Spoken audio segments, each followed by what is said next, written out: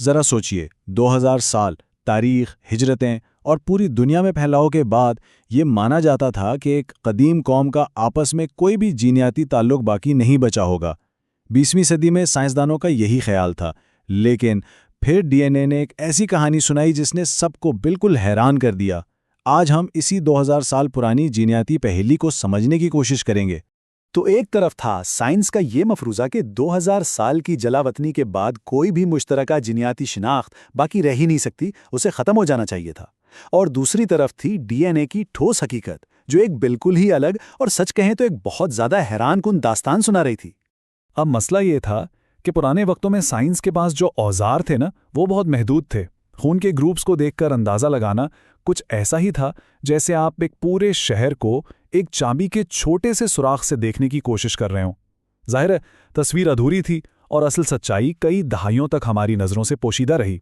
اس پہیلی کو سلجھانے کا جو پہلا سراغ ملا وہ ایک بہت ہی خاص دعوے سے ملا۔ یہ دعویٰ تھا یہودیوں کے پروہت طبقے یعنی کوہنیم کے قدیم نسب کا۔ سوال یہ تھا کہ کیا ایک ہزاروں سال پرانی زبانی روایت ڈی این اے میں اپنا کوئی ثبوت چھوڑ سکتی ہے؟ اور یہ سب کچھ ایک بہت ہی عام سے مشاہدے سے شروع ہوا۔ 1990 کی دہائی کی بات ہے، ڈاکٹر کارل سکوئرکی جو خود بھی ایک کوہن تھے، انہوں نے سوچا کہ بھئی وہ اور ایک دوسرا کوہن جو دیکھنے میں ان سے بالکل مختلف ہے، آخر ایک ہی جد امجد کا دعویٰ کیسے کر سکتے ہیں؟ یہ ایک سادہ سا سوال تھا، لیکن یہی ایک بہت بڑی سائنسی تحقیق کی بنیاد بن گیا۔ تو طریقہ کار بہت سیدھا سادہ تھا۔ مختلف برادریوں سے تعلق رکھنے والے ایک کوہن اور عام یہودیوں کے ڈی این اے کے نمونے لیے گئے، اور انہوں نے خاص طور پر وائی کروموزوم پر توجہ دی، کیونکہ یہ وہ واحد کروموزوم ہے جو نسل در نسل والد سے بیٹے کو بغیر کسی تبدیلی کے منتقل ہوتا ہے، بالکل اسی طرح جیسے کوہن کا درجہ منتقل ہوتا ہے۔ اور نتیجہ بالکل حیران کن تھا۔ دنیا بھر کے کوہن میں، چاہے وہ کہیں بھی رہتے ہوں، ایک مشترکہ جینیاتی شناخت پائی گئی، یعنی وائی کروموزوم پر مارکرز کا ایک خاص سیٹ جو سب میں ایک جیسا تھا۔ اسے کوہن ماڈل ہیپلوٹائپ کا نام دیا گیا، اور اس کے اتفاقیہ ہونے کا امکان 10,000 میں 1 سے بھی کم۔ لیکن بات یہیں ختم نہیں ہوئی۔ جب سائنسدانوں نے اندازہ لگایا کہ یہ جینیاتی شناخت کتنی پرانی ہے، تو پتہ چلا کہ یہ تقریباً 3,200 سال پرانی ہے۔ یہ تاریخ بالکل اسی دور سے جا ملتی ہے جب ہارون کو پہلا اعلیٰ پروہت مقرر کیا گیا تھا، یعنی ایک زبانی روایت نے اپنا ثبوت، اپنا نشان ڈی این اے میں چھوڑ دیا تھا۔ کوہن پر کی گئی تحقیق تو صرف پہلا قدم تھا۔ اب سوال یہ تھا، کیا یہ جینیاتی تعلق صرف والد کے نسب تک ہی محدود ہے، یا یہ پوری جینیاتی کہانی میں پھیلا ہوا ہے؟ اس کا جواب جاننے کے لیے سائنس کو ایک بہت بڑی چھلانگ لگانی پڑی، یعنی صرف ایک کروموسوم کو نہیں بلکہ پورے کے پورے جینوم کو دیکھنا تھا۔ 2000 کی دہائی کے آخر میں ایک ایسی نئی ٹیکنالوجی آئی جس نے سب کچھ بدل کر رکھ دیا۔ اسے SNP اریز کہتے ہیں۔ یہ ٹیکنالوجی ایک سپر ہائی وے کی طرح تھی جس نے سائنسدانوں کو ایک ہی وقت میں لاکھوں جینیاتی نشانوں کو پڑھنے کی صلاحیت دے دی۔ پہلی بار وہ پوری تصویر دیکھ سکتے تھے۔ اور 2010 میں 2 آزاد تحقیقی ٹیمیں بالکل ایک ہی نتیجے پر پہنچیں۔ جینیاتی طور پر دنیا بھر کی یہودی برادریاں مل کر ایک گروہ بناتی ہیں جو اپنی میزبان آبادیوں سے الگ ہے۔ اس نے نہ صرف مشرق وسطیٰ کی مشترکہ جڑ کی تصدیق کی، بلکہ اس خیال کو بھی رد کر دیا کہ ان کے درمیان کوئی حیاتیاتی تعلق نہیں ہے۔ لیکن ان تمام دریافتوں میں جو سب سے زیادہ حیران کر دینے والی بات سامنے آئی، وہ اشکنازی یہودیوں کی تاریخ سے جڑی تھی۔ ایک ایسی حقیقت جو ایک ہی ناقابل یقین عدد کے گرد گھومتی ہے، 350۔ سوچنے کی بات ہے، 1 کروڑ سے زیادہ لوگوں پر مشتمل ایک پوری آبادی، اس کی جڑیں آخر کتنے لوگوں میں مل سکتی ہیں؟ یہ وہ سوال تھا جس کا جواب 2014 کے ایک بہت اہم مطالعے نے دیا۔ جواب تھا صرف 350۔ جی ہاں، یہ ناقابل یقین حد تک ایک چھوٹی تعداد ہے۔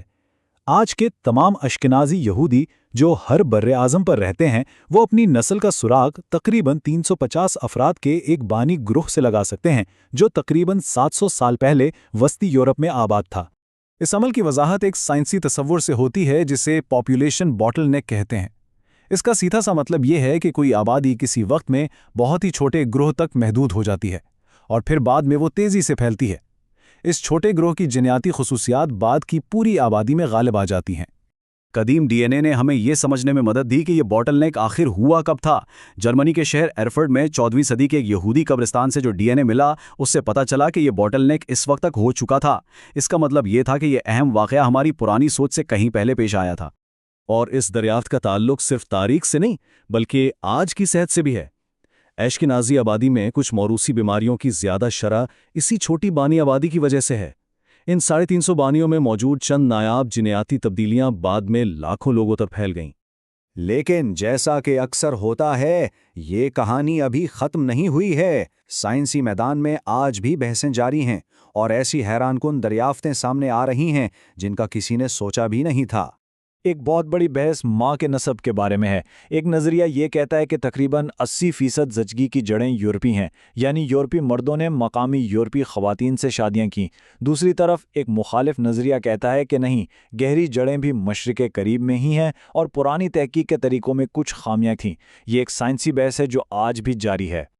اور پھر کہانی ایک ایسا موڑ لیتی ہے جو ہمیں سیدھا جنوبی افریقہ لے جاتا ہے۔ وہاں لیمبا نامی ایک قبیلہ رہتا ہے جو نسلوں سے یہ دعویٰ کرتا آیا ہے کہ ان کے آباء و اجداد یہودی تھے۔ زیادہ تر ماہرین اسے ایک لوک کہانی سمجھ کر نظر انداز کرتے رہے، جب تک کہ ان کے ڈی این اے کا ٹیسٹ نہیں کر لیا گیا، اور نتائج وہ ناقابل یقین تھے۔